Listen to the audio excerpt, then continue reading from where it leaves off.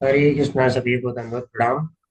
आज हम पढ़ने वाले हैं श्रीमद् भागवतम प्रथम स्कंद, चैप्टर 13। चैप्टर का नाम है धृतराष्ट्र द्वारा गृह त्याग। और इसमें आज हम देखने वाले हैं श्लोका नंबर 17। तो इसके पहले श्लोक नंबर 16 तक आप लोग देख चुके हैं, और आज हम 17 से आगे बढ़ेंगे।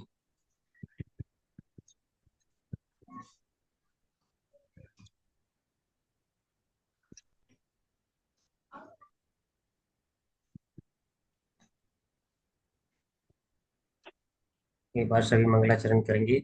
नारायणं नमस्कृत्य नारायणं नमस्कृत्य नमस्कृत्य नरं चैव नरोत्तमं नरं नरं चैव चैव नरोत्तमम् नरोत्तमं देवीं सरस्वतीं व्यासं देवीं देवीं सरस्वतीं सरस्वतीं व्यासं व्यासम् ततो जयमुदीरयेत्।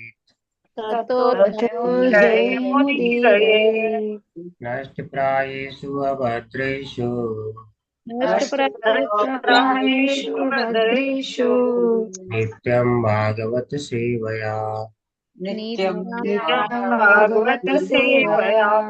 भगवति उत्तमा श्लोके भगवती उत्तमा श्लोके भक्तिर्भवति नैष्ठिकी। भक्तिर्भवति भवति नैष्ठिकी। नैष्ठिकी।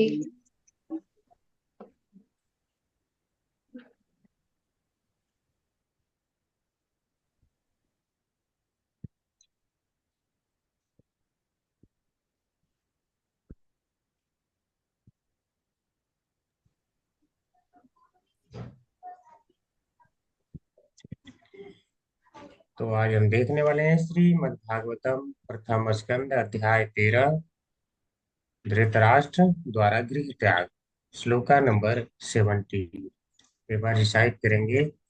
एवं गृहेषु सक्तानां एवं ग्रहेषु सक्तानां प्रमत्तानां तदिहया प्रमत्तानां ददीहया अत्यक्रामता विज्ञातः अत्यक्रामदविख्यातः कालः परमदुष्टरः।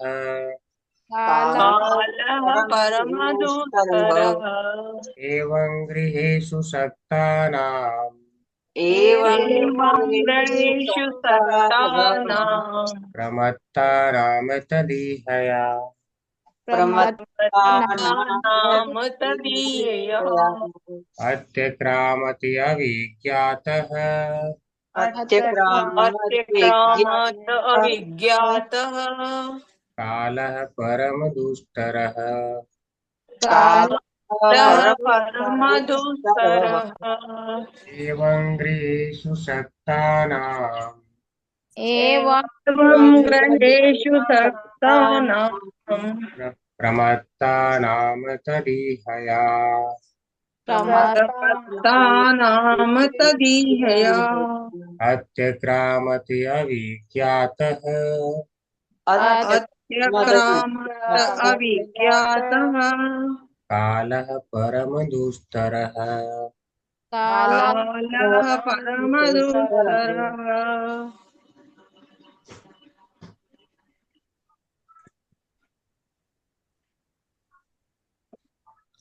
जो लोग घरेलू मामलों में अत्यधिक लिप्त रहते हैं और उन्हीं के विचारों में मग्न रहते जाते हैं,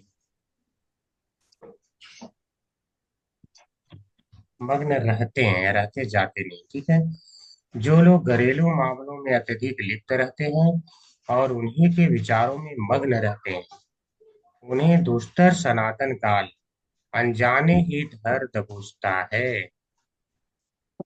एवं इस तरह गृहेषु घरेलू मामलों में सक्तानाम अत्यंत आसक्त पुरुषों के, प्रमत्तानाम बेवकूफी से आसक्त है, तत इहया ऐसे विचारों में निमग्न, अत्यक्रामत पार कर गया,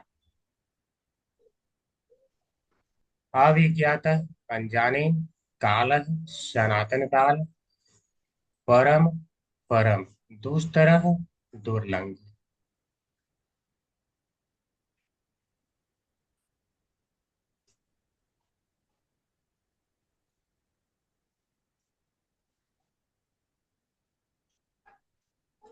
ओम नमो भगवते वासुदेवाय।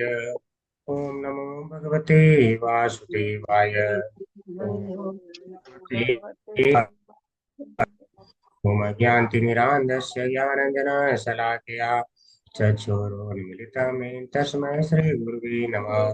श्रीचैतन्यमनोभीष्टं स्थापितं येन भूतले स्वयं रूपः तदा मह्यं ददाति स्वपदान्तिकम्। वन्देऽहं श्रीगुरो श्रीयुतपरिकमलं श्रीगुरून् वैष्णवांश्च श्रीरूपं सागरजातं सहगणरघुनाथानुतं तं सजीवम् साद्वैतं सावधूतं परिजनसहितं कृष्णचैतन्यदेवं श्रीराधाकृष्णपादान् सहगणललिता श्रीशाखानुतांश्च नमः विष्णुपादाय कृष्णप्रेष्ठाय भूतले श्रीमते भक्तिवेदान्तस्वामिनिति नामिने नमस्ते सारस्वती देवी गौरवाणी प्रसारिणे निर्विशेषशून्यवादी पाश्चात्यदेशतारिणे वाञ्छाकल्पतरुभ्यश्च कृपा सिन्धुभ्येव च पतितानां पावनेभ्यो वैष्णवेभ्यो नमो नमः। हे कृष्ण करुणा सिन्धु दीनबन्धु जगत्पते गोपीश गोपिका कान्त राधा कान्त नमोस्तुते तप्त काञ्चन गौराङ्गी राधे वृन्दावनेश्वरी पुरुषभानुसुते देवी प्रणमामि हरिप्रिये। जय श्री कृष्ण चैतन्य आनंद श्री अद्वैत गदाधर श्रीवासादि गौरभक्तवृंद। नमो महावदन्याय कृष्ण प्रेम पदाय कृष्णाय कृष्ण चैतन्य नामने नमः। हरे कृष्णा कृष्णा कृष्णा हरे हरे, हरे राम राम राम हरे हरे, हरे कृष्णा कृष्णा कृष्णा हरे हरे, हरे राम राम हरे हरे, हरे कृष्णा कृष्ण कृष्णा हरे हरे, हरे राम राम हरे, हरे कृष्णा कृष्णा कृष्णा हरे हरे, हरे राम राम राम हरे हरे। हरे कृष्णा सभी को। तो आज त्योहार का प्रभाव है माता जी लोग के ऊपर। ठीक है, बहुत से कम लोग जुड़े हुए हैं।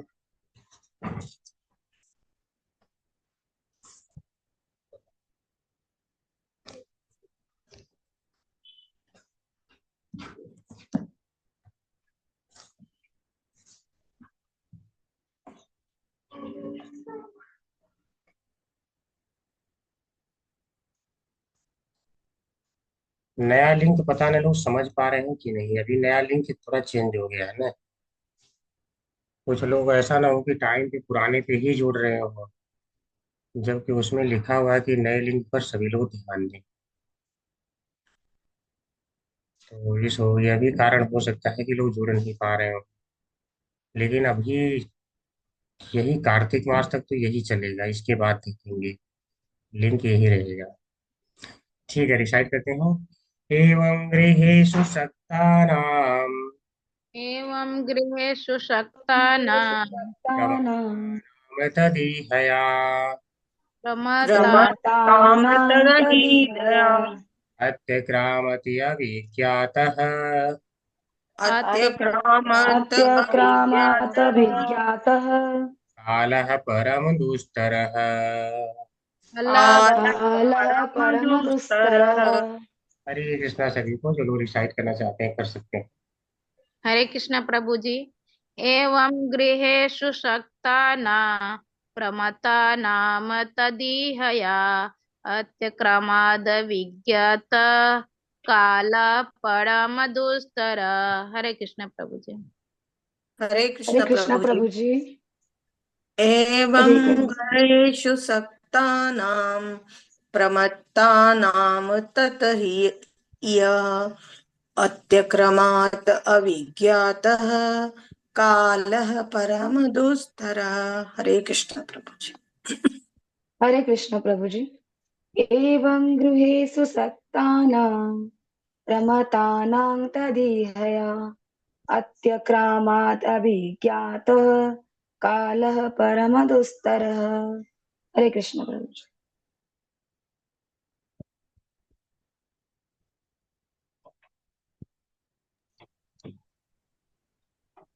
हरे कृष्णा सभी को। तो देखते हैं यहाँ पर। अच्छा, यह कह कौन रहा है? जो लोग घरेलू मामलों में अत्यधिक लिप्त रहते हैं और उन्हीं के विचारों में मग्न रहते हैं, उन्हें दुस्तर का सनातन काल अनजाने ही धर दबोचता है। कह कौन रहा है? आप लोग अभी पीछे पढ़े हैं ना? लिंक करिए, कौन कह रहा है ये बात? यानी बुद्धिमानी वाली बात कौन कह रहा है? हरे कृष्ण प्रभु जी। प्रभु जी विदुर कह रहे हैं। और कोई?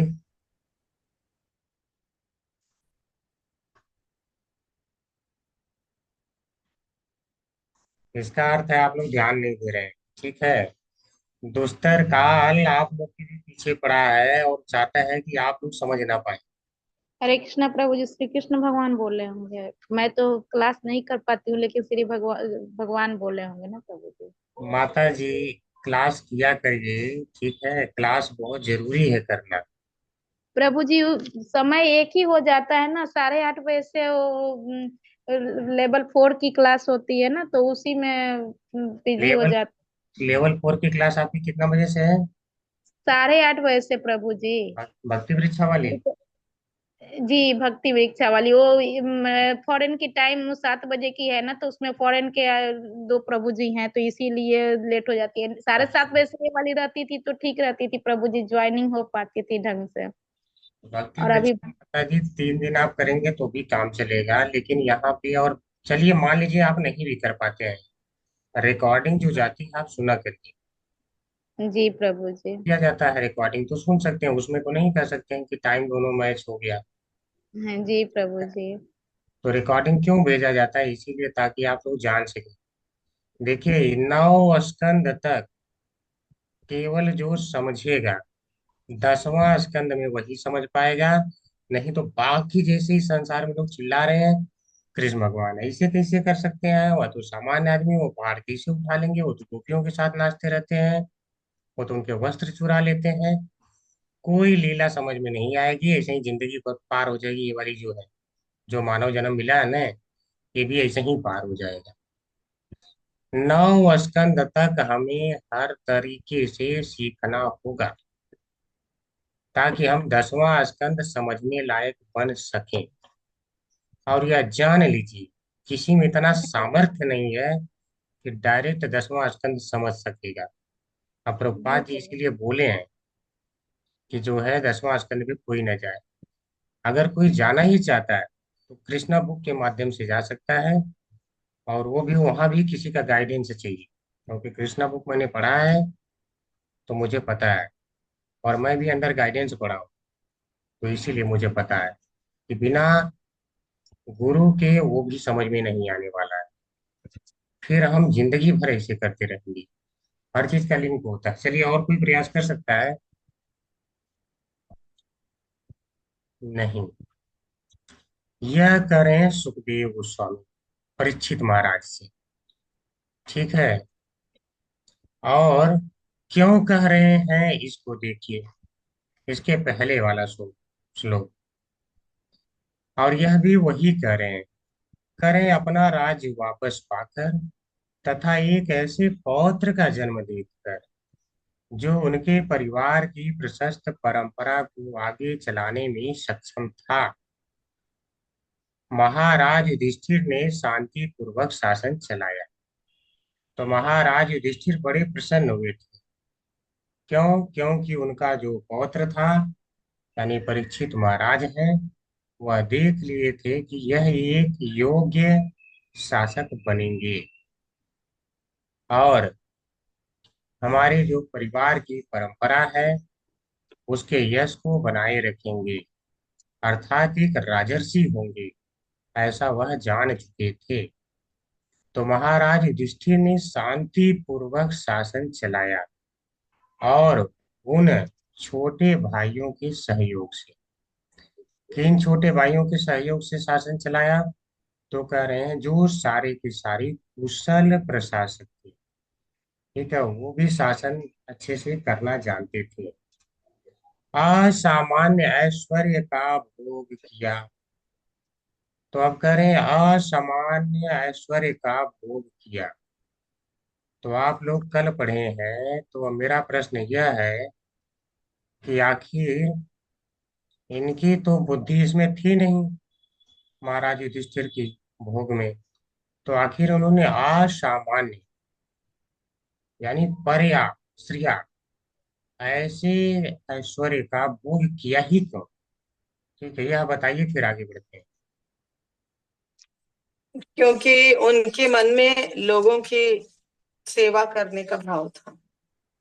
जो प्रजा थी उसकी सेवा करना और पालन करना, इसीलिए उन्होंने राज्य को चलाया।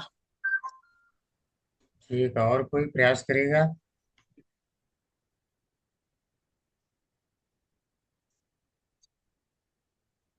नहीं, आप लोग ध्यान से नहीं देख रहे हैं। मैं कई बार बता चुका हूँ, केवल कृष्ण भगवान की प्रसन्नता के लिए उन्होंने राज्य किया। उनकी राज्य में कोई इच्छा नहीं थी, राज्य से पूरा विरक्त थे, भोग में कोई आसक्ति नहीं थी। हम यह देख चुके हैं, 10वें चैप्टर में आप देख चुके हैं। तो केवल यही कारण था, प्रीत मना बपू, अर्थात भगवान कृष्ण प्रसन्न हो जाएं, उनकी यह इच्छा है, इसलिए वह शासन पर बैठे। शासन पर तो सारा ऐश्वर्य का भोग करते हुए भी उस भोग से विरक्त थे, कोई उनको लगाव नहीं था, यही कारण था। तो कह रहे हैं उन्होंने भोग किया। तो सुखदेव गोस्वामी समझा रहे हैं कि देखो वहां पर वो आ गए और ऐसे ऐसे सारी बातें चल रही हैं। तो आप लोगों को बता रहे हैं, देखो उन्होंने भोग किया ना, इसीलिए यहाँ पे आया है एवं शब्द। एवं यानी इस तरह से। किस तरह से? जिस तरह से उन्होंने भोग किया। लेकिन वह तो थे अनासक्त, वह तो थे अनासक्त, राज्य में कोई आसक्ति नहीं थी। लेकिन बाकी लोग क्या होते हैं? आसक्त होते हैं। तो कह रहे हैं एवं गृहेषु सक्ता, गृहेषु यानी घरेलू मामलों में, सक्ता नाम अत्यंत आसक्त पुरुषों के, तो जो अत्यंत आसक्त पुरुष हैं, इसी प्रकार से घर में बिल्कुल क्या रहते हैं? अच्छी तरह से आसक्ति उनकी बनी रहती है, भोग ऐश्वर्य में ही लिप्त रहते हैं जैसे वो थे। लेकिन बस अंतर क्या रहता है? उनकी आसक्ति नहीं थी, लेकिन बाकी लोगों की क्या है? उसमें आसक्ति होती है। किसमें आसक्ति होती है? तो करें तत् ही हया, जो घरेलू मामला है यानी गृहेशु, यानी घर से संबंधित तत्, उसी के विचारों में ही आसक्त रहते हैं। तो प्रमत्ता नाम का भी अर्थ आसक्ति होता है, लेकिन दोनों में अंतर है। प्रमत्ता नाम होता है बेवकूफी वाली आसक्ति, एक होता है समझदारी वाली आसक्ति कि उतना ही आसक्त आदमी हो जितना की आवश्यक, और एक होता है बेवकूफी वाली, हद से ज्यादा आसक्त हो जाना, पागल, प्रमत्त यानी पागल हो जाना। व्यक्ति पागल की तरह आसक्त हो रखा है इस संसार में, कि ठीक है मेरा पोता है तो मेरा पुती है, लड़के का शादी विवाह हो जाएगा तब भक्ति करूंगा, या पहले सोचता है कमाने लगूंगा तब भक्ति करूंगा, बड़ा हो जाऊंगा, स्टेबल लाइफ हो जाएगी। उसके बाद जैसे ही स्टेबल हो जाती है, शादी हो जाता है। अरे शादी हो गया, अभी थोड़ा तो मुझे करना पड़ेगा ना, उसके लिए तो करना पड़ेगा, घर गृहस्थी वाला हो गया हूँ, कैसे छोड़ सकता हूँ। तो उसके चक्कर में फिर पड़ जाता है। देखिए आसक्ति कैसे बढ़ रही है। फिर बोलता है नहीं अभी तो बच्चे हो गए। अभी बच्चा हो गया तो उसका भी तो मुझे ही ध्यान रखना पड़ेगा ना, मैंने ही तो पैदा किया है। फिर अब उन्हीं के घर के मामले में आसक्ति देखिए, ठीक है, पागल टाइप धीरे धीरे होता जा रहा है। एक आसक्ति, दूसरी, दूसरी से तीसरी। फिर आप बच्चे को पढ़ाने लगा हूं मैं, जब तक नहीं बड़ा हो गया तब तक तो मैं उसको छोड़ नहीं सकता हूँ, ऐसे कैसे छोड़ सकता हूँ। जिसको पैदा किया अपने पैर पे नहीं खड़ा करूंगा उसे तो कैसे छोड़ दूंगा। हाँ, पैर पे खड़ा हो जाएगा तब मैं देख लूंगा, छोड़ दूंगा, फिर भगवान की भक्ति में जुड़ जाऊंगा। पैर पे खड़ा हो जाता है, जैसे ही बोलते हैं कि शादी कर दो, शादी कर दो, तो अब पोता पोती का आ सकती, ठीक है। तो यहाँ पर युधिष्ठिर महाराज भी खुश हैं, लेकिन आसक्त नहीं है उससे। वह इसलिए खुश हैं कि अभी वो जो है भगवान की जो इच्छा है उसी प्रकार से राज्य की सेवा कर सकेगा। तो दोनों की आसक्ति में अंतर है। तो सामान्य व्यक्ति यहाँ पे आसक्त हो जाता है। तो मेरा एक छोटा सा प्रश्न यह उठता है कि आखिर यहाँ पर ये इस प्रकार की आसक्ति की बात अचानक क्यों करने लगी। सब कुछ तो विदुर महाराज बता दिए, सब कुछ मामला हो गया था, सारे खुश भी हो गए थे आपने देखा। और वह अपने बड़े भाई की प्रसन्नता के लिए मतलब चाहते थे उनका कल्याण भी हो और बाकी लोग भी प्रसन्न रहे, उसके लिए वहां पे रुके भी। तो आखिर अचानक इस तरह की आसक्ति की बातें मतलब क्यों होने लगी। सुखदेव महाराज मतलब क्यों ऐसा करने लगे, कोई बता सकता है। जन सामान्य के लिए उन्होंने कहा, क्योंकि हम लोग सब अपने घरेलू आसक्ति में और उसमें मामलों में बंधे रहते हैं। हाँ जन सामान्य ठीक है, और कोई है वहां पे।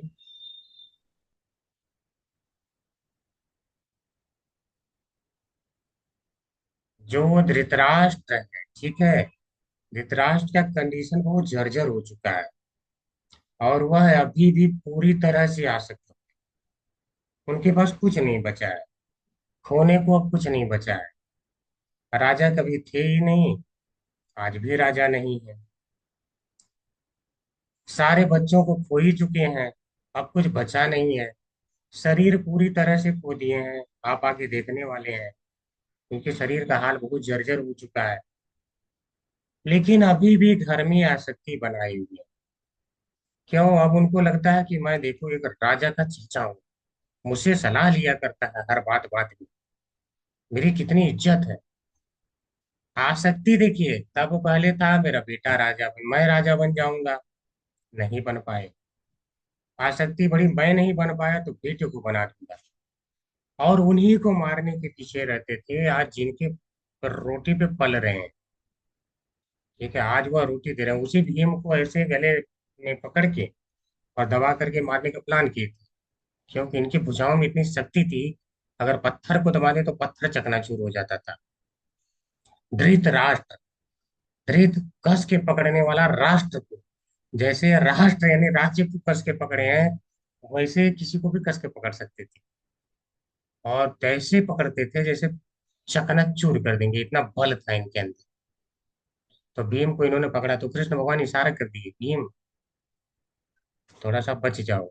तो एक वहां पे मूर्ति होती है, उस मूर्ति को उनके सामने करा जाता है, उसको पकड़ते हैं, इसे दाबते चकनाचूर हो जाता है। तब लोग समझते हैं वाह, ये तो गले मिलने की बात कर रहा था भीम से, ठीक है। तो उसके बाद जिनको मारना चाहते थे उन्हीं की रोटी पे पल रहे हैं, और अब इससे आसक्ति हो गई कि मैं इनका ताऊ हूं। मरने वाला व्यक्ति है, आसक्ति बनाए रखा है, ठीक है। तो यह बात उन्हीं की हो रही है, क्यों, क्योंकि बाकी हम देख रहे हैं कि महाराज युधिष्ठिर आसक्त है ही नहीं, इनके भाई सभी आसक्त है नहीं। तो केवल वहां पर वही कैरेक्टर हैं जो बिल्कुल आसक्त हैं। और यही कारण है कि उनको विदुर जी यहाँ से निकालने के लिए आए हैं, क्योंकि वह बहुत ज्यादा आसक्त तो कह रहे ये है, यानी ऐसे ही विचारों में मग्न रहता है व्यक्ति कि मेरा जो है। अब जैसे पोता पोती हो गया तो बोलेंगे पोता हो गया है तो अब मैं मंगल आरती कैसे अटेंड करूं। बहू तो सो जाती है, मॉडर्न है, ठीक है, वो तो सो जाती है। अब देख लो, मॉडर्न का मतलब होता है आधुनिक। आधुनिक का मतलब होता है कि अपडेटेड वर्जन। अपडेटेड वर्जन का मतलब है कि और जागरूक होना चाहिए कि मुझे सवेरे उठना है, और सवेरे उठना है तो हेल्थ के लिए और अच्छा होगा, सब कुछ के लिए अच्छा होगा। लेकिन यहाँ मॉडर्न उल्टा कहा जाता है। आज के डेट में अपडेट किसे कहा जाता है? जो और गलत कार्यों में लिप्त हो। जैसे अगर किसी को कहा जाए कि अरे 4 नियम का देखो बहुत पालन कर रहा है सख्ती से, ठीक है, 4 वैष्णव नियम अगर बता दिया जाए कि उसमें दारू भी नहीं पीता है, ठीक है, जुआ नहीं खेलता है, वह संबंध नहीं बनाता है, मांसाहार नहीं करता, फिर बोलेंगे बोका है, कुछ नहीं पता है, बहुत सीधा भोला, ऐसा बोलेंगे लोग। कुछ नहीं इसको आता है, मॉडर्न नहीं, अरे ऐसे ये पिछड़ा हुआ। यही लोगों की मानसिकता है। अगर यह चारों पूरा बम्पर फाड़ कर रहा है तो फिर क्या होगा? अरे बड़ा देखो मॉडर्न है यार, कैसा स्टाइलिश ये है। तो आजकल परिभाषा ही बदल दिया गया है मॉडर्न की, ठीक है। आप गलत हो जाएं तो आप मॉडर्न हो गए हैं, आप गलत कार्य ना करें तो आप मॉडर्न नहीं है। दारू नहीं पी रहा मतलब जिंदगी में उसने कोई सुख नहीं किया, ऐसे लोगों की सोच हो गई है। ऐसी सोच, सोचिए कैसी सोच हो गई। लेकिन चाहे सोच कुछ भी हो जाए, यहाँ पर एक है जो किसी को छोड़ता नहीं। वह कौन है? काल। क्या कहा गया? काल है, जो सनातन काल है। और कैसा है? परम दुस्तर। यानी ऐसा वह श्रेष्ठ है, ऐसा परम है कि दुस्तर अर्थात उसे पार कर पाना कठिन है, दुर्लंघ है, उसे कोई पार नहीं कर पाता है। तो वह क्या कर रहा है काल? ऐसे लोगों के पीछे, ऐसे आसक्त लोगों के पीछे अतिक्रामत, अतिक्रामत, ठीक है, अतिक्रमण कर रहा है, उनके ऊपर आ रहा है, उनके पास में।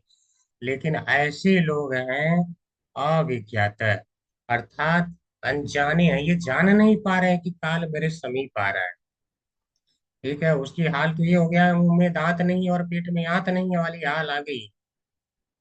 लेकिन अभी भी अनजान है उससे कि अब काल खा जाएगा। और काल कैसा है? परम दुस्तर है। तो इस बात से लोग अज्ञान है, अज्ञान में। और ये इस बात से सारे ही अज्ञान में कि मुझे काल खा जाएगा, मुझे यहाँ से निकलना चाहिए। तो इस बात का पालन कराने की जिम्मेदारी किसकी बनती है? जो महाराज, या महाराज नहीं कह सकते, एक अच्छे समझिए कि भक्त, यति। कौन? जैसे विदुर जैसे लोग हैं, ठीक है, महाभागवत, महाभागवत कहेंगे, यही शब्द उचित है। जो उन जैसे भागवतों की ही जिम्मेदारी है कि ऐसे लोगों को वहां से निकालें। तो कैसे निकालेंगे? उस शास्त्र की परम तत्व को समझ करके उस परम तत्व का ज्ञान देके। तो उस परम तत्व को अब यह समझ चुके हैं, आप देख चुके हैं कि यह उस परम तत्व को समझ गए मैत्रेय मुनि से। जो आत्मा की गति क्या होती है उसका जो ज्ञान होता है, यह पा चुके हैं। इसलिए शूद्राणी के गर्भ से जन्म लेने के बाद भी आज क्या है? यह गुरु बनने के योग्य है। कोई कह सकता है राजाओं को उपदेश दे रहे हैं, लेकिन राजाओं को उपदेश यह दे सकते हैं क्योंकि अगर जो, जैसे महाप्रभु चैतन्य भी बताते हैं, चैतन्य चरितमृत में आता है कि किबा विप्र किबा न्यासी शूद्र केने नय, जय कृष्ण तत्ववेता से गुरु हय। यह तो विप्र है, सन्यासी है, शूद्र भी चलेगा, केवल वह कृष्ण के तत्व रूपी ज्ञान को जानने वाला होना चाहिए, वह गुरु है। तो यह गुरु है, इस प्रकार से आप देख सकते हैं। और इसके पहले आप देख भी चुके हैं कि वास्तव में ये पहले यमराज ही थे। तो यमराज क्या है? यह जो है भगवान के महान भक्त हैं। यह क्या कहलाते हैं? महाजन। महाजन कहलाते हैं। तो जो 12 महाजन होते हैं उनमें से इनकी गिनती है यमराज। तो ये महाजन है। महाजन क्या केवल भगवान की भक्ति के अलावा कोई काम नहीं होता है? तो आप कहेंगे उनको तो हमेशा दंड देते रहते हैं। ठीक है, तो यह आप पढ़ चुके हैं। अगर संदेह होगा तो बाद में पूछ सकते हैं, तो उसको क्लियर करेंगे। लेकिन इसमें अब समय नहीं बर्बाद करूंगा, आगे बढ़ेंगे थोड़ा। तो इसको समझते हैं एक बार प्रभुपाद जी के तात्पर्य को देख करके। तो पढ़ेंगे थोड़ा।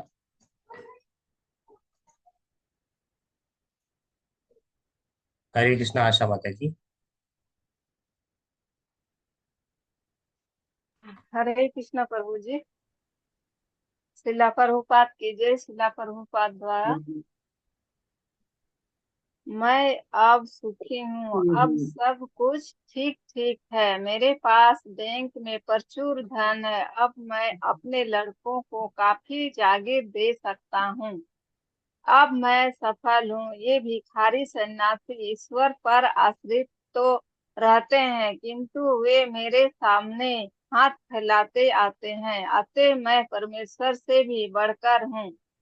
ये ये कुछ विचार है जो उन प्रथम आसक्त गृहस्थियों के मनों में उमड़ते घुमड़ते रहते हैं, जो साक्षात काल के प्रति अंधे रहते हैं। हमारी आयु सीमित है और परम इच्छा से नियत किए गए काल के विपरीत इसे एक क्षण भी बढ़ा पाना संभव नहीं है। मनुष्यों के लिए ऐसा समय अत्यंत मूल्यवान है और इसे सार्थक से बिताया जाना चाहिए, क्योंकि अदृश्य रूप से बीते एक क्षण को कठिन कमाई से संग्रह किए गए हजारों सोने के सिक्कों से भी बदला नहीं जा सकता। मानव जीवन का प्रत्येक क्षण अनंत जीवों की समस्याओं को हल करने के निमित्त अर्थात बारंबार जन्म मृत्यु एवं 84 लाख योनियों में भटकते रहने से छुटकारा पाने के लिए यह भौतिक शरीर जो जन्म तथा मृत्यु, रोग तथा बुढ़ापे से ग्रस्त होता रहता है, जीव के समस्त कष्टों की जड़ है। अन्यथा जीव तो साक्षात है, ना तो वह कभी जन्मता है ना कभी मरता है। मूर्ख लोग हरे इस कृष्णा माता जी। घटना हरे को। कृष्णा। हरे कृष्ण प्रभु जी।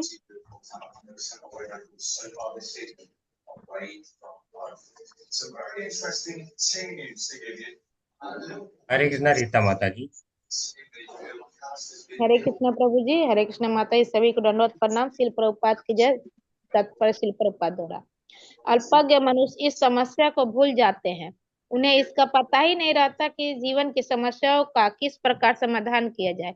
उल्टे वे क्षणिक पारिवारिक झंझटों में उलझे रहते हैं और उनकी समझ में यह नहीं आता कि शाश्वत समय अदृश्य रूप से व्यतीत होता जा रहा है। उनकी सीमित आयु हर क्षण घटती जा रही है और जन्म मृत्यु एवं रोग तथा बुढ़ापे के चक्कर की सबसे बड़ी समस्या जो कि त्यों बनी रहती है। यही भ्रम कहलाता है। किंतु जो व्यक्ति श्री भगवान की भक्ति में सेवा के प्रति जागरूक रहता है, उस पर यह भ्रम प्रभाव नहीं डाल सकता। युधिष्ठिर महाराज तथा उनके भाई पांडव सभी भगवान श्री कृष्ण की सेवा में संलग्न रहते थे और उन्हें इस भौतिक जगत के मायावी सुख के प्रति तनिक भी आकर्षण न था। जैसा कि हम पूर्व में बता चुके हैं, महाराज युधिष्ठिर भगवान मुकुंद यानी कि मुक्तिदाता भगवान की सेवा में अचल थे। अतएव इन्हें स्वर्ग में उपलब्ध जीवन के कुछ का भी सुख का भी आकर्षण न था, क्योंकि ब्रह्मलोक तक वे उपलब्ध सभी क्षणिक तथा भ्रामक होता है। क्योंकि जीव शाश्वत है, अतः वह श्री भगवान के नियत धाम यानी पर व्योम में ही सुखी रह सकता है, जहाँ से बारंबार जन्म मृत्यु रोग तथा बुढ़ापे के इस भूभाग में कोई नहीं लौटता। हरे अतः कृष्णा। हरे कृष्ण प्रभु जी। ठीक है, हरे कृष्णा रक्षा माता जी। हरे कृष्णा रक्षा माता जी। जी हरे कृष्णा जी प्रभु जी जी। जी। शील प्रभुपाद की जय। शील प्रभुपाद के द्वारा अतः अतः ऐसा कोई भी सुख या भौतिक सुविधा जो शाश्वत जीवन प्रदान नहीं कर सकती, शाश्वत जीव के लिए भ्रम ही है। जो इस तथ्य को समझ लेता है वह विद्वान है, और ऐसा विद्वान व्यक्ति ब्रह्म सुखम के नाम से विख्यात वांछित लक्ष्य को प्राप्त करने के लिए किसी भी भौतिक सुख का बलिदान कर सकता है।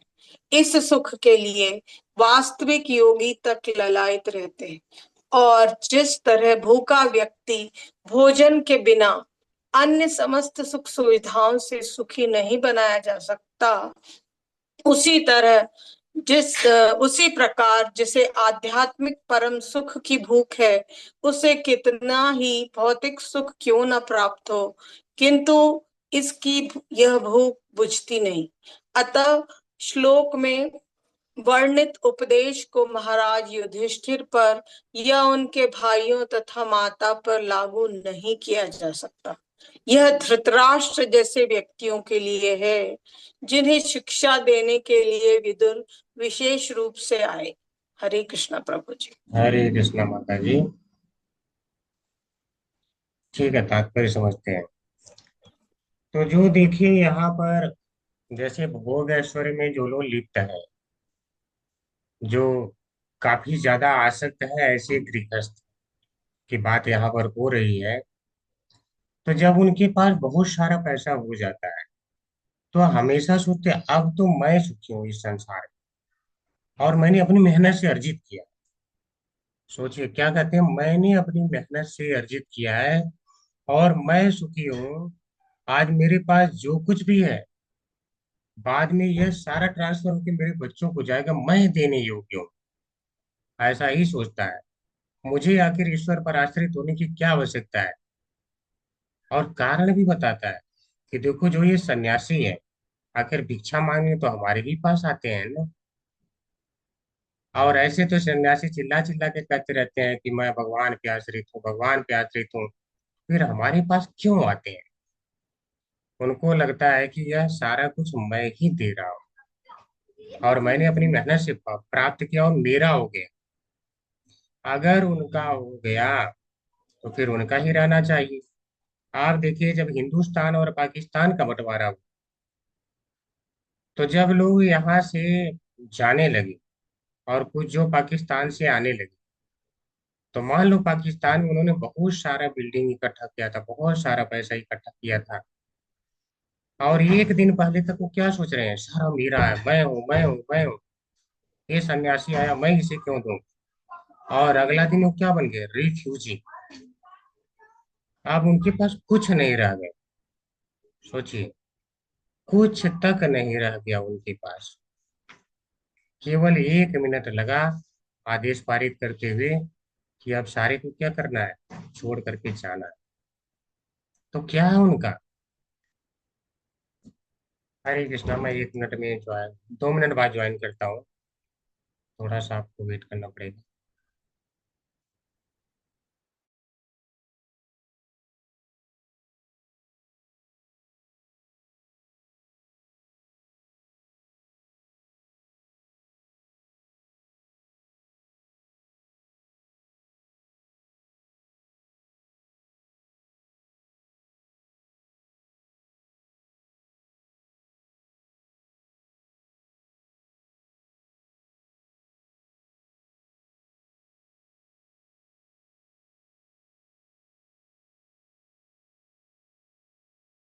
प्रभु जी। हरे कृष्णा प्रभु जी। माता जी बोले हैं 2 मिनट बाद ज्वाइन करेंगे। हाँ।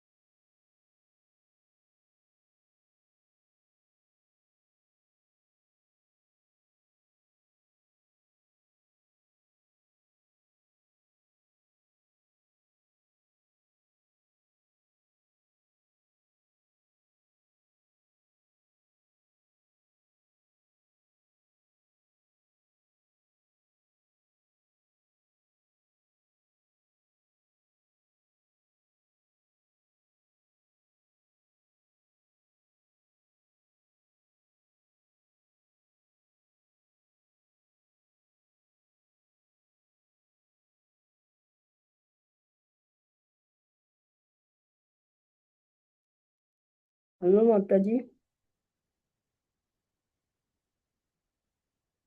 हेलो माता जी।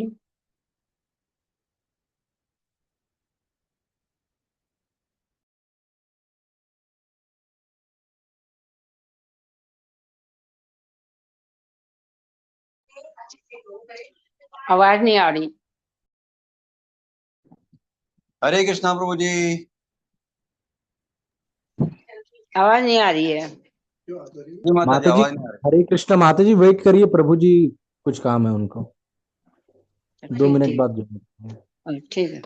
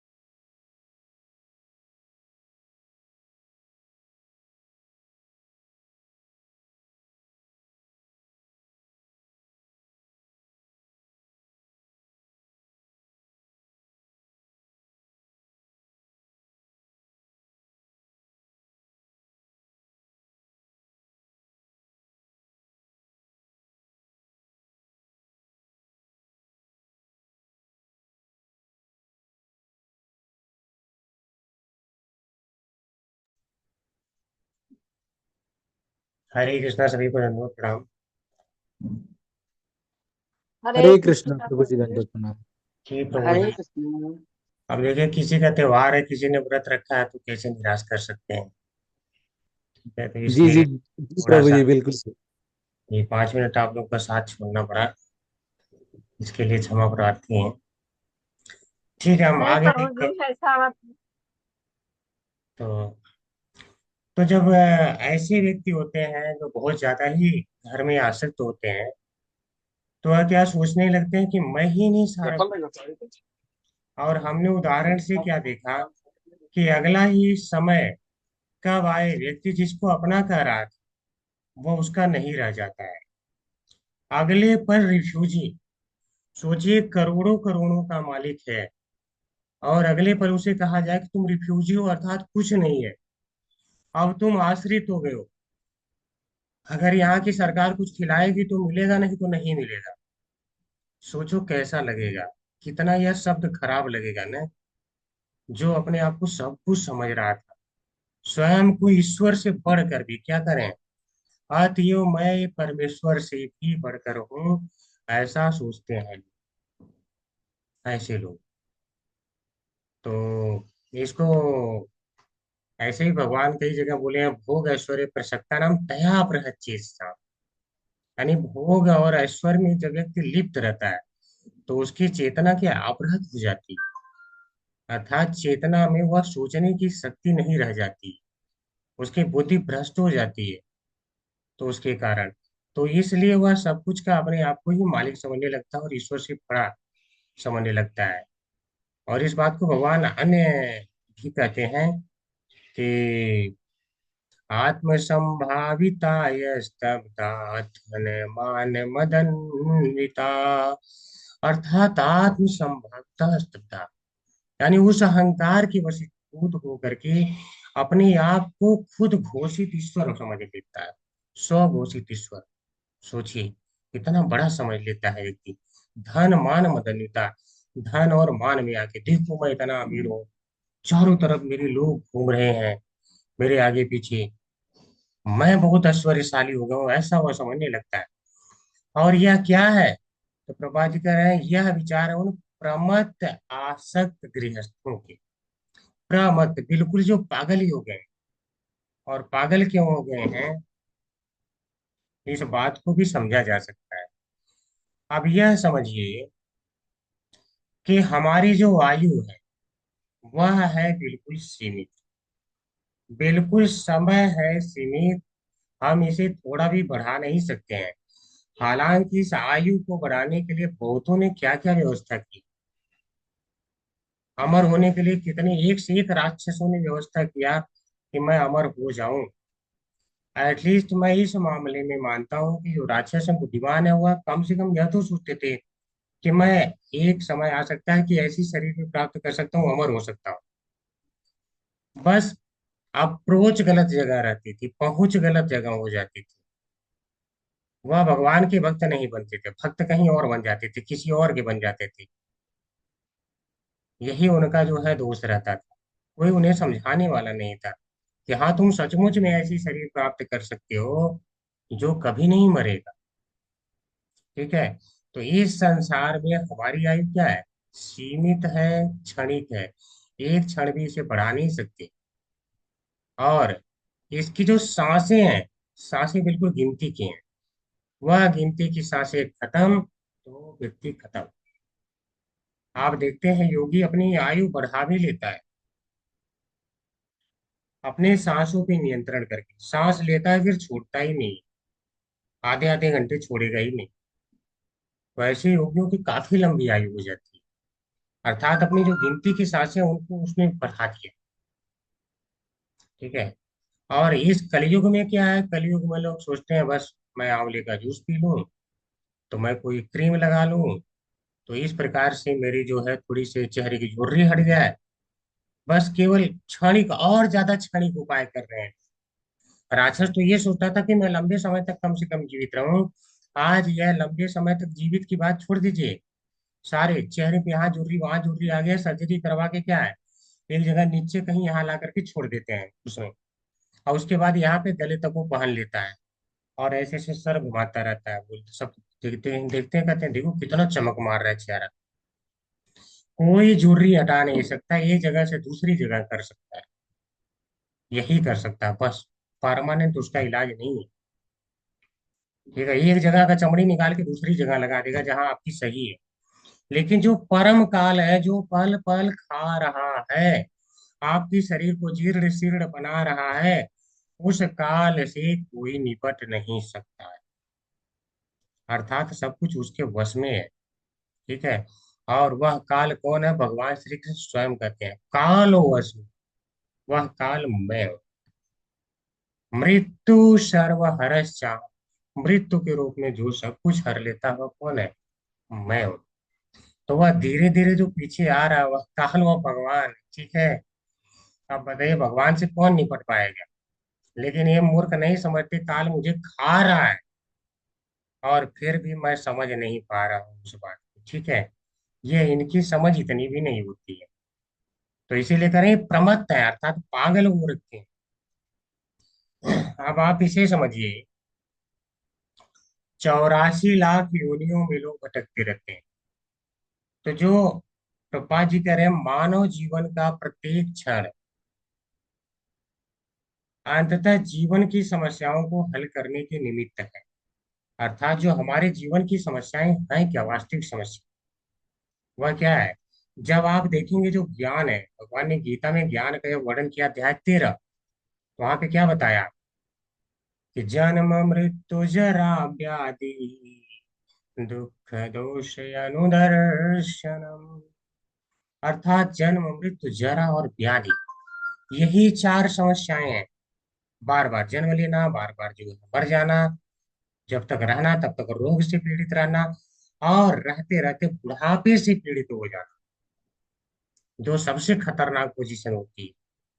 और उसके बाद बार बार इसी में व्यक्ति जो उलझा है, और इसका क्या है, दर्शन जो प्राप्त कर लेता है, इसका ज्ञान जिसको हो जाता है, उसे ही कहा जाता है वास्तविक ज्ञानी, कि वह जानता है इससे कैसे निकलना है। तो वास्तविक समस्या तो ये है, जैसे आप अगर कहें कि हम जब तक हैं तब तक तो इसमें थोड़ा उलझना पड़ेगा ना परिवार। अब आपको उलझना मैं बताता हूँ कैसे हम उलझे हुए हैं पागल की तरह। वह प्रमथ शब्द की व्याख्या करते हैं थोड़ा सा। ब्रह्मा जी की आयु पे बता सकता है कितना है? चलिए एक दिन बताइए, एक दिन कितना है?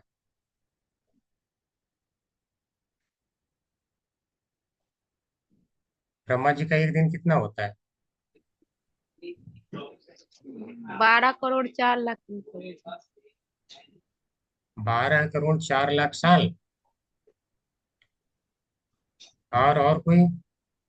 इतना पहले गीता का ज्ञान दिया गया था, ठीक है माता जी। 5,000 साल पूर्व तो प्रभु जी।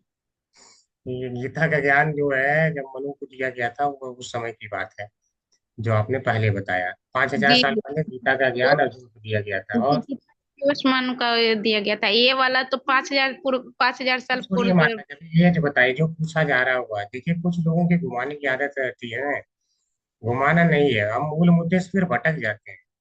पूछा कुछ और जाता है, कहानी कुछ और हो जाती है। कोई और बताएगा? नहीं।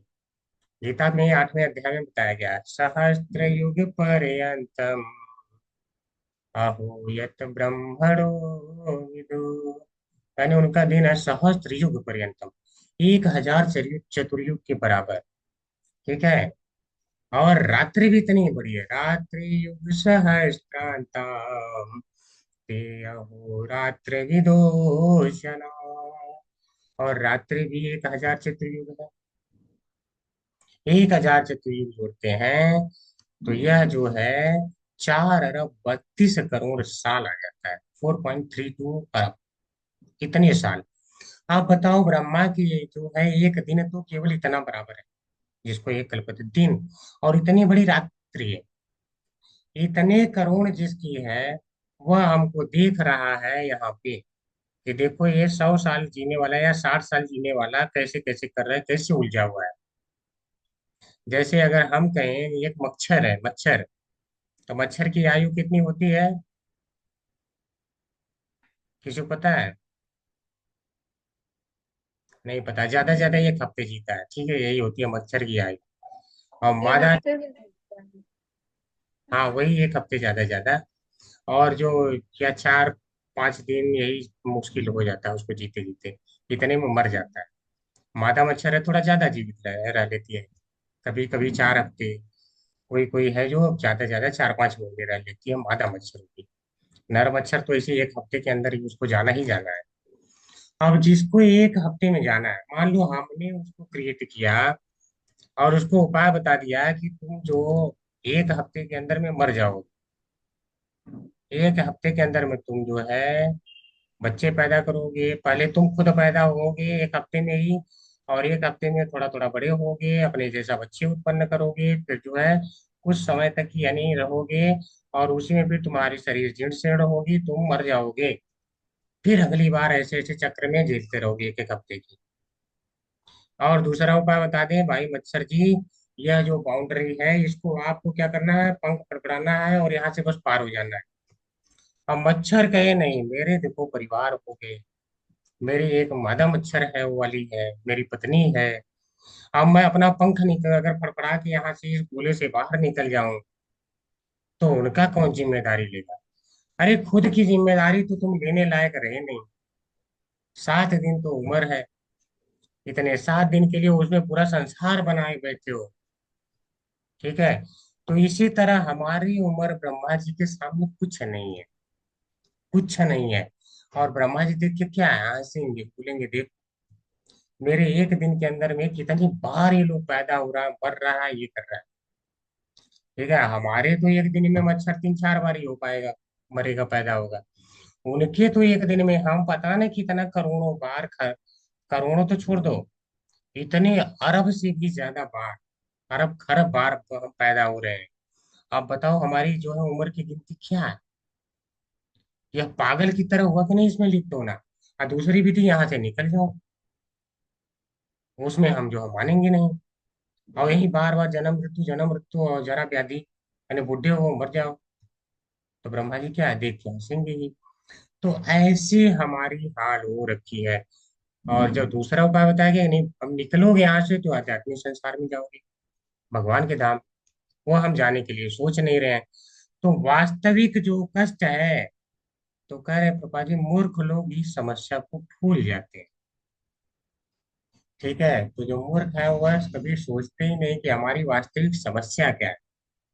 तो भगवान बताते हैं जन्म मृत्यु जरा व्याधि यही समस्या है, यही जो दोष है, इसके कारण तुम जो दुख पा रहे हो, इसी का दर्शन, इसी का ज्ञान प्राप्त करो।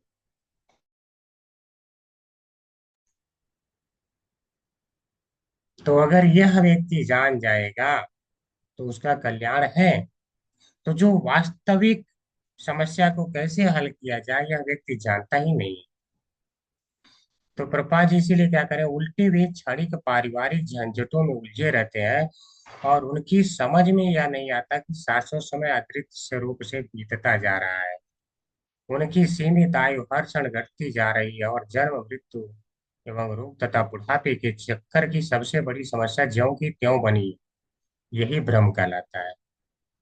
तो यही तो भ्रम है कि हम बहुत लंबे समय तक रहेंगे, और जबकि क्या है, अगर हम देख रहे हैं तो यह कोई भी समय नहीं है, बिल्कुल कम समय हमारे पास है।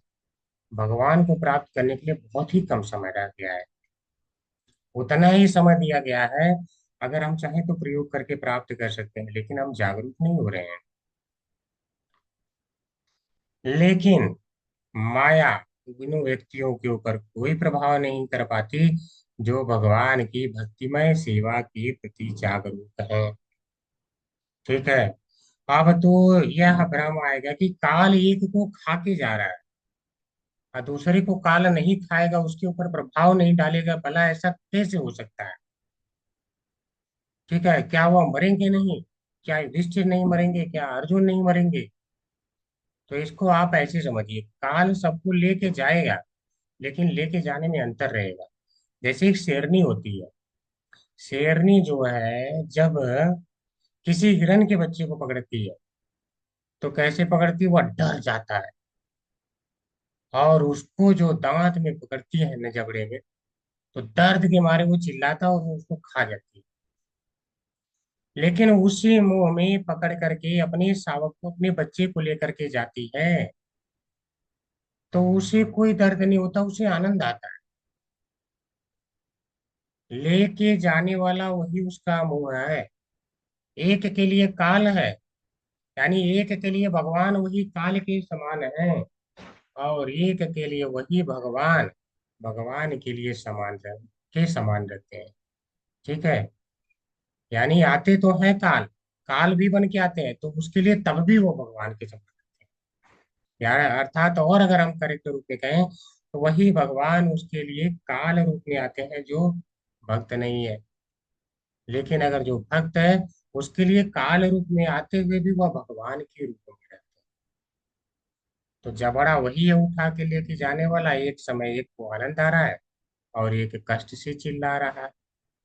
तो इस प्रकार उसके ऊपर कोई प्रभाव नहीं पड़ता है, जो भगवान की भक्ति में लगा रहता है। और इस बात को भगवान गीता में कहते भी हैं कि कालोऽस्मि लोकक्षयकृत् प्रबुद्धा लोकान् समाहर्तुमिह प्रवृत्तः ऋते अपि त्वां न भविष्यन्ति सर्वे ये अवस्थिता प्रत्यनीकेषु योद्धा। 11वें अध्याय में बोलते हैं, ठीक है, कि देखो, कालो अस्मि, मैं ही वह काल हूँ जिसके कारण पूरे लोक और सारे लोग, सारे का क्षय हो जाता है। लोक क्षय कृत प्रभु, सारे लोगों को नाश कर देने वाला काल मैं हूँ। और यहाँ आया किस लिए हूँ? तो कह रहे हैं लोकान समाहर्तुम यह प्रवृत्त है। इस जो कुरुक्षेत्र में मैं आया हूँ ताकि लोगों को मैं काल रूप में सबको निगल जाऊं, सबको समाप्त कर दूं। लेकिन घबराओ मत, भले मैं काल रूप में आया हूँ, तुम्हारे लिए मैं क्या हूँ? अभी तुम्हारा कुछ नहीं बिगाड़ूंगा, क्योंकि अभी भगवान के रूप में हूँ। रीते ही अपनी त्वाम ना सभी भविष्यन्ति सर्वे, यानी तुम लोगों को कुछ नहीं होगा, चिंता मत करो। तो भगवान ही कहते हैं, तो भगवान अगर काल के रूप में है तो भक्तों के लिए काल नहीं है वो, बाकी के लिए काल है। और यह भगवान की वाणी है, ठीक है। लेकिन बाकी के लिए क्या है? ये अवस्थिता प्रति यानी कोई योद्धा, जो ये अपने आप को बड़े बड़े योद्धा समझ रहे हैं ना, इस पक्ष के उस पक्ष के, सारे खत्म हो जाएंगे, कोई नहीं बचेगा। तो इस संसार में हम अपने आप को योद्धा समझते रहते हैं, तो ठीक है, काल से बड़ा कोई योद्धा है? धीरे धीरे शरीर को ही खा जाते हैं, कोई कर लेता है, कुछ कुछ नहीं कर पाता है।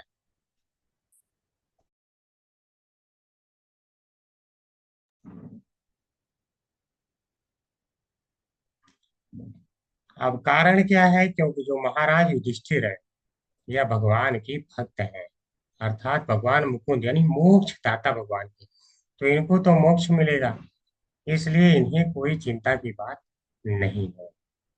क्योंकि या तो कभी स्वर्ग में भी इनको आकर्षण नहीं था कि नहीं मुझे स्वर्ग मिलेगा या ब्रह्म लोक का सुख मिलेगा। ब्रह्मलोक क्या है? ब्रह्मलोक में भी क्षणिक सुख है, भौतिक सुख है। तो उस भौतिक सुख को कोई लेके क्या करेगा? अब जीव है शाश्वत। आप देखिए, मान लीजिए आप किसी से दोस्ती करते हैं तो आप क्या चाहते हैं? यह सदा मेरे साथ रहे, तभी आप ऐसा ही दोस्त चाहते हैं। ऐसा नहीं आप चाहते कि 4 दिन बाद साथ छोड़ के चला जाए, ऐसा कोई दोस्त बनाना नहीं चाहता है। तो इस संसार में जब हम शाश्वत है, यानी जो हमारी आत्मा है वह शाश्वत है, तो हम चाहते हैं कि भौतिक चीजों से सुख की प्राप्ति कर लें, जो खुद कुछ समय में नष्ट होने वाली है। आप बताइए, जो खुद कुछ समय में नष्ट हो जाएगी वो हमको सुख कैसे दे सकती है? ठीक है। अब जो है वह चीज तो कष्ट ही दे सकती है, सुख भला कैसे दे सकती है? जैसे मच्छर और मच्छर का परिवार मान ले, तो मच्छर, मादा मच्छर अगर सोच रही है कि यह मेरा हमेशा कितना ध्यान रखेगा, अरे 1 हफ्ते में वो चला जाएगा, तुम 5 हफ्ते में चली जाओगी, ठीक है। तो 1 हफ्ते में जब जाएगा तो हुआ ना कष्ट, की नहीं हुआ? और चाहते तो दोनों जागरूक होकर के यहाँ से निकल जाते। तो अगर गृहस्थ है तो यह सब पढ़ के हमें क्या समझना चाहिए कि गृहस्थ व्यक्ति को भी यह चाहिए कि जितने लोग हैं भक्ति करके यहाँ से निकलो, यही उपाय है, ठीक है। और वो तभी जाके शाश्वत सुख मिलेगा, क्योंकि शाश्वत लोक होगा। यह लोक ही नष्ट होता रहता है, यह लोक में भला हमें क्या सुख मिल सकता है? शाश्वत लोक होगा और आपको शाश्वत शरीर मिलेगा, तभी जा करके आप सुख प्राप्त कर पाएंगे, अन्यथा नहीं। बाकी यहाँ सुख प्राप्त करना क्या है? केवल बता रहे हैं, एक भ्रम मात्र है।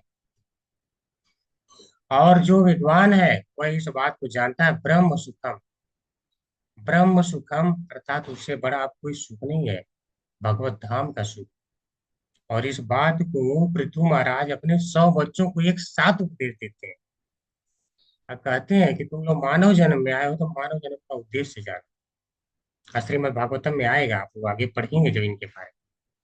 तो कहे हैं नायम देहो देह भाजा लोके कष्टानि कामानि अर्हति विदुषामि तपो दिव्यं पुत्रकायेन सत्वं शुद्धयेत तस्मात् ब्रह्म सौख्यं त्वनन्तम्। बोलते हैं गधों की तरह यानी पशु की तरह काम करने के लिए यह मानव जन्म नहीं मिला है। तप करो और तप के माध्यम से अपने सत्व को शुद्ध करो। सत्व यानी मन, बुद्धि, अहंकार और चित्त सबको शुद्ध कर डालो। जब यह शुद्ध हो जाएंगे तो क्या ब्रह्म सौख्यम तो अनंतम, अनंत ब्रह्म सुख का स्वादन करो। तो यही है, तो जीव बना अनंत ब्रह्म सुख का स्वादन करने के लिए। हम इस संसार में खोज रहे हैं कि हमें सुख मिल जाएगा, तो क्या है, इसको विद्वान कहेंगे। ठीक है, सोचिए कितना व्यक्ति प्रमत्त हुआ है कि नहीं, पागल हो रखा है। इस सुख के लिए वास्तविक योगी थक लालायित रहते हैं, और जिस तरह भूखा व्यक्ति भोजन के बिना अन्य समस्त सुख सुविधाओं से सुखी नहीं बनाया जा सकता, उसी प्रकार जिससे आध्यात्मिक परम सुख की भूख है, उसे कितना ही भौतिक सुख क्यों न प्राप्त हो, किंतु उसकी यह भूख बुझती नहीं है। तो जैसे भूखा व्यक्ति है तो उस समय उसे भोजन ही चाहिए, वही संतुष्ट कर पाए, कोई इसके अलावा उपाय नहीं है। तो इसी प्रकार से जब व्यक्ति को ज्ञान हो जाता है, उसे आध्यात्मिक भूख हो जाती है, तो लोगों को लगता है पागल हो गया है, क्या इसको आनंद आ रहा है। ठीक है, लेकिन उसको पता है कि मेरी भूख वहीं से मिटेगी, और वो अपनी भूख मिटा भी लेता है।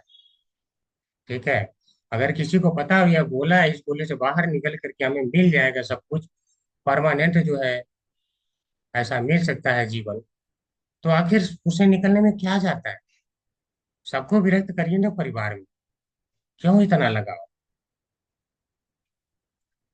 तो कह रहे आते हुए इस श्लोक में वर्णित उपदेश को महाराज युधिष्ठिर पर या उनके भाइयों तथा माता पर लागू नहीं किया जा सकता।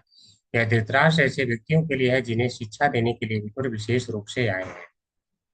तो वास्तव में विदुर इतने बुद्धिमान हैं कि वह चाहते हैं कि धृतराष्ट्र ऐसे निकलेंगे नहीं, तो उन्हें समझाने के लिए आए हैं।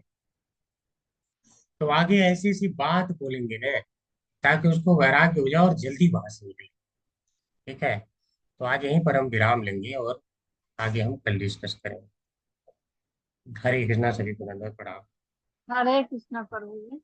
कोई प्रश्न है तो कर सकते हैं। हरे कृष्णा। कृष्णा माता जी, किसी का कोई प्रश्न है? एक आदमी जा सकता है, एक आदमी। हरे कृष्णा प्रभु जी, पंचांग प्रणाम। हरे कृष्णा माता जी, दंडवत प्रणाम माता जी। हरे कृष्णा प्रभु जी, दंडवत प्रणाम। कृष्णा प्रभु जी, दंडवत प्रणाम। ठीक है, किसी का कोई प्रश्न नहीं है? प्रभु जी दंडवत प्रणाम। धन्यवाद प्रणाम माता जी। ठीक है, किसी कोई प्रश्न नहीं है तो आज हम चलें।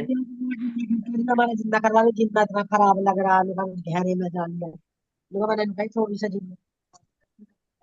वांछा कल्पतरुभ्यश्च कृपा सिन्धुभ्यैव च पतितानां की जय, प्रपाद की जय, व्यास देव की जय, वैष्णव आचार्यों की जय। सभी को धन्यवाद प्रणाम।